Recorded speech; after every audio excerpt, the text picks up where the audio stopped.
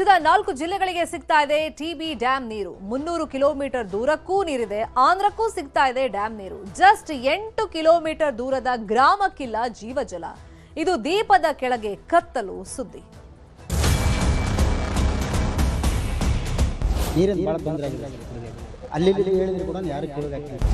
ನಮಗೆ ಬಹಳ ಸಮಸ್ಯೆ. ಚರಂಡಿ ಒಳಗ ಪೈಪ್ ಹಾಕಿ ನೀರು ಕೊಡ್ತಾ ಇದಾರೆ, ಬೋರ್ ನೀರು.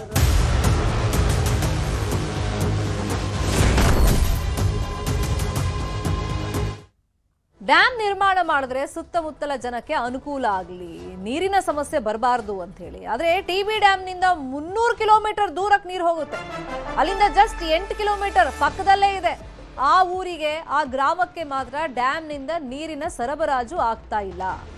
ಇದು ಟಿಬಿ ಡ್ಯಾಂ ಪಕ್ಕದಲ್ಲೇ ಇರುವಂತ ಡಣಾಯಕನ ಕೆರೆ ಗ್ರಾಮದ ಕಥೆ.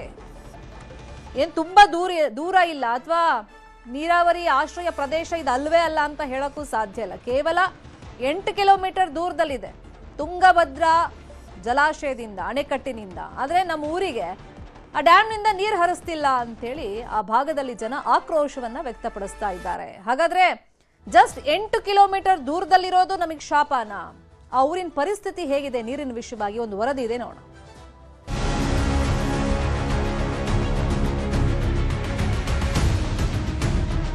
ಕಲ್ಯಾಣ ಕರ್ನಾಟಕದ 4 ಜಿಲ್ಲೆಗಳು ಸೇರಿ ನೆರೆಯ ಆಂಧ್ರಪ್ರದೇಶದ ಕೆಲ ಜಿಲ್ಲೆಗಳ ರೈತರ ಜೀವನಾಡಿ ತುಂಗಭದ್ರಾ ಜಲಾಶಯ. ಕುಡಿಯುವ ನೀರಿಗಾಗಿ ಜಲಾಶಯದ ನೀರನ್ನೇ ಈ ಜಿಲ್ಲೆಗಳ ಜನ ಅವಲಂಬಿಸಿದ್ದಾರೆ. ಆದರೆ ಡ್ಯಾಂ ಕೂಗಳತೆ ಅಂದ್ರೆ ಜಲಾಶಯದಿಂದ 8 ಕಿಲೋಮೀಟರ್ ದೂರದಲ್ಲಿರುವ ವಿಜಯನಗರ ಜಿಲ್ಲೆ ಹಗರಿಬೊಮ್ಮನಹಳ್ಳಿ ವಿಧಾನಸಭಾ ಕ್ಷೇತ್ರ ವ್ಯಾಪ್ತಿಯ ಡಣಾಯಕನ ಕೆರೆ ಗ್ರಾಮಕ್ಕೆ ಇದುವರೆಗೆ ಜಲಾಶಯದ ನೀರು ಸಿಕ್ಕಿಲ್ಲ. ಈ ಗ್ರಾಮದಲ್ಲಿ 1200 ಜನಸಂಖ್ಯೆ ಇದೆ. ಹೀಗಾಗಿ ದಶಕಗಳಿಂದಲೂ ಇಲ್ಲಿನ ಜನ ಹೋರಾಟ ಮಾಡುತ್ತಲೇ ಇದ್ದಾರೆ. ಆದರೆ ಇದುವರೆಗೆ ಈ ಗ್ರಾಮಕ್ಕೆ ಜಲಾಶಯದ ನೀರು ಕೊಟ್ಟಿಲ್ಲ ಯಾವುದೇ ಸರ್ಕಾರ. ಅಲ್ಲಿದ್ದ ಇಲ್ಲಿಗೆ ಪಾವಗಡ ತನಕ ತಗೊಂಡು ಹೋಗಿದ್ರೆ 300 ಕಿಲೋಮೀಟರ್. ಗಣಾಕಿ ಕೆರೆ ಇವತ್ತು ಕೊಡ್ತೀವಿ ನಾಳೆ ಕೊಡ್ತೀವಿ ಅಂತ ಬರೀ ಹಿಂಗೆ ಹೇಳ್ತಿದ್ದಾರೆ. ನಾವೀಗ ಸುಮಾರು ವರ್ಷದಿಂದ ನಾವಾಗಲೇ 8-10 ವರ್ಷದಿಂದ ಜಾಸ್ತಿನೇ ಅಲ್ಲಿದ್ದು ಹೇಳಿದ್ರು ಕೂಡ ಯಾರು ಕಿವಿಗೆ ಹಾಕ್ಯಂತಿಲ್ಲ. MLA ಹಾಕ್ಯಂತಿಲ್ಲ, MP ಬಂದು ಹೋಗಿದಾರೆ, ಯಾರು ಕೂಡ ಮಾಡ್ತಾ ಇಲ್ಲ. ನೀರಿನ ಭಾಳ ತೊಂದರೆ ಆಗಿದೆ ಸರಿ ಕುಡಿಯೋಕ್ಕೆ. ನಮಗೆ ಈಗ 12 ವರ್ಷದಿಂದ ಇದಕ್ಕಾಗಿ ಹೋರಾಟ ಮಾಡ್ತಾನೆ ಇದ್ದೀವಿ. ಇಲ್ಲಿ ಹೋರಾಟ ಮಾಡಿದಾಗ ಮರಮನಹಳ್ಳಿಗೆ ನೀರು ಕೊಟ್ಟಿದ್ದಾರೆ.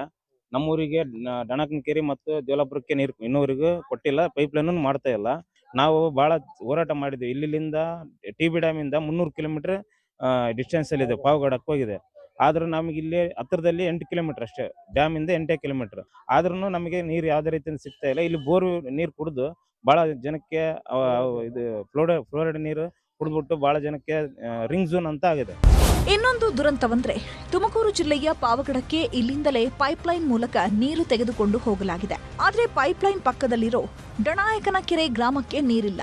ಇಲ್ಲಿಂದಲೇ ಲೈನ್ ಹೋಗಿದೆ, ಪಾವಗಡ ಮಠ ಹೋಗಿದೆ, ಇಲ್ಲಿ ಗರ್ಗದ ಮಠ ಹೋಗಿದೆ. ನೀರಿಂದು ನಮಗೆ ಬಹಳ ಸಮಸ್ಯೆ. ಚರಂಡಿ ಒಳಗ ಪೈಪ್ ಹಾಕಿ ನೀರು ಕೊಡ್ತಾ ಇದಾರೆ, ಬೋರ್ ನೀರು. ಡ್ಯಾಮಿನ ನೀರಿಲ್ಲ. 8 ಕಿಲೋಮೀಟರ್ ಐತ್ರಿ, ಬಹಳ ದೂರ ಇಲ್ಲ ಅದೇನ್ ಡ್ಯಾಮು.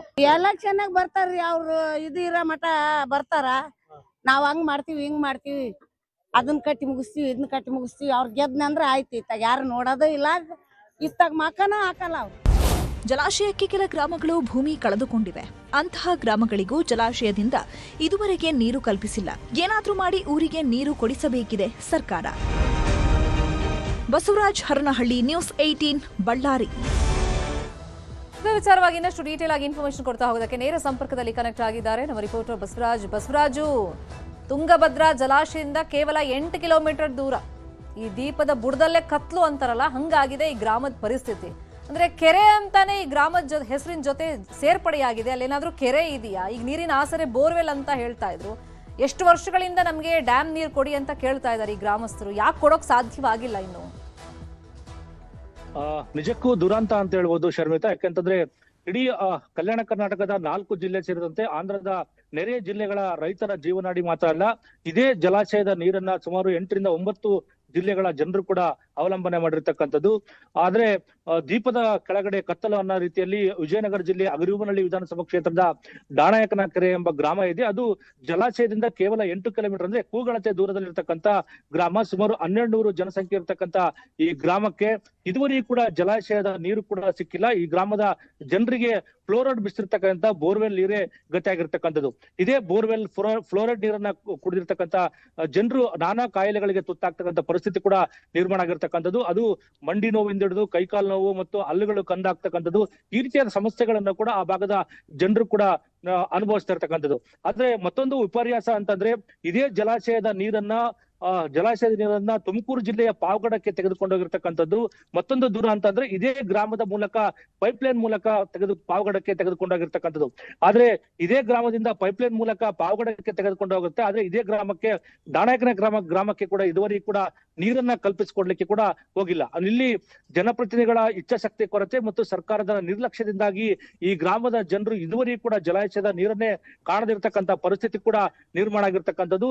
ಹಲವು ದಶಕಗಳಿಂದ ಕೂಡ ನಿರಂತರ ಹೋರಾಟವನ್ನ ಕೂಡ ಈ ಗ್ರಾಮದ ಜನರು ಕೂಡ ಮಾಡ್ತಾ ಇದ್ದಾರೆ. ಪ್ರತಿ 5 ವರ್ಷಕ್ಕೊಮ್ಮೆ ಚುನಾವಣೆಯ ಸಂದರ್ಭದಲ್ಲಿ ಜನಪ್ರತಿನಿಧಿಗಳು ನಿರಂತರವಾದಂತಹ ಭರವಸೆಯನ್ನ ಕೊಡ್ತಾರೆ. ದಾಣಾಯಕನ ಕೆರೆಗೆ ಅಂದ್ರೆ ಗ್ರಾಮಕ್ಕೆ ಏನಿದೆ ಈ ಜಲಾಶಯದ ನೀರನ್ನ ಕಲ್ಪಿಸಿಕೊಡ್ತೀವಿ ಅನ್ನೋ ಭರವಸೆಯನ್ನ ಕೂಡ ಕೊಡ್ತಾ ಇದೆ. ಆದ್ರೆ ಇದುವರೆಗೂ ಕೂಡ ಭರವಸೆ ಈಡೇರಿಲ್ಲ. ಆ ನಿಟ್ಟಿನಲ್ಲಿ ಕೂಡ ಜನರು ಸಾಕಷ್ಟು ಆಕ್ರೋಶವನ್ನು ಕೂಡ ವ್ಯಕ್ತಪಡಿಸ್ತಾ ಇದ್ದಾರೆ.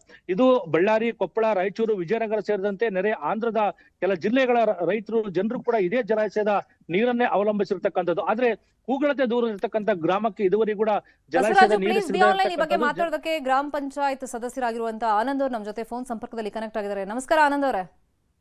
ನಮಸ್ಕಾರ ಮೇಡಮ್. ಈಗ TB ಡ್ಯಾಮ್ ನಿಂದ ಜಸ್ಟ್ 8 ಕಿಲೋಮೀಟರ್ ಅಷ್ಟೇ ಈ ಗ್ರಾಮ ಇರೋದು.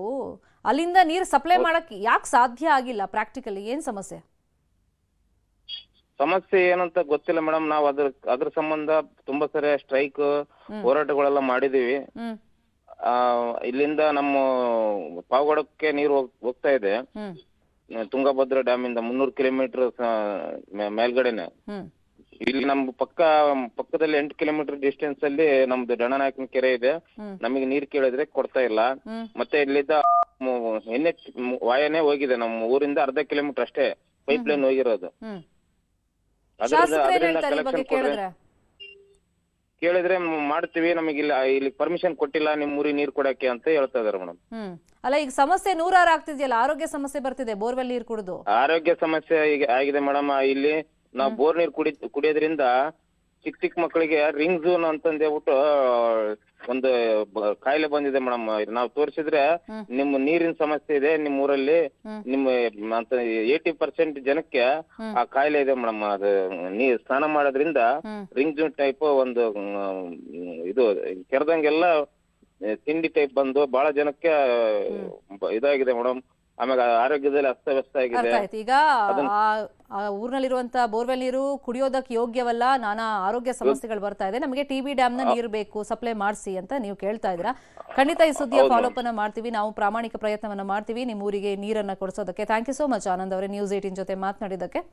ಇನ್ನು ಇವತ್ತು ಪ್ರಸಾರವಾದಂತಹ 2 ಸುದ್ದಿಯ ಫಾಲೋಅಪ್ ಅನ್ನು ನ್ಯೂಸ್ 18 ಮಾಡುತ್ತೆ. ನೋಡ್ತಾ ಇರಿ ನ್ಯೂಸ್ 18 ಕನ್ನಡ. ಜಾಲ ನಮ್ಮದು, ಬಲ ನಿಮ್ಮದು.